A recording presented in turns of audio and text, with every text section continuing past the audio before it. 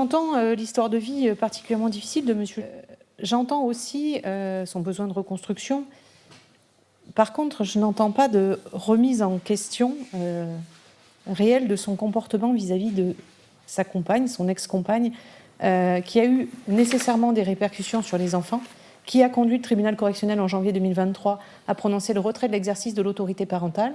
Et aujourd'hui, on n'a pas de réflexion de monsieur sur les conséquences traumatiques des violences commises sur madame, sur ses propres enfants. Ce qui est problématique, puisque justement, on a cette histoire de vie, parce que justement, il va parler de sa propre souffrance vis-à-vis du fait qu'il a été victime dans son enfance, mais par contre, la sphère de ses enfants et des conséquences traumatiques des violences commises sur madame, eh bien, elles sont totalement annihilées. Elles sont totalement annihilées et on n'a aucune démarche de soins, ne serait-ce qu'en addicto, mais pas qu'en addictologie.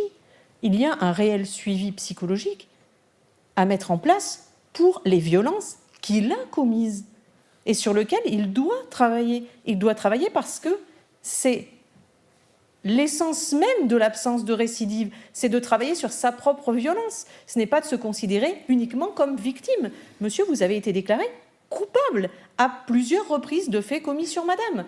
Et aujourd'hui, on n'entend pas cette culpabilité. Donc, évidemment, je vais vous demander de confirmer cette peine au vu des réflexions proches du néant de monsieur sur sa propre responsabilité, j'entends bien.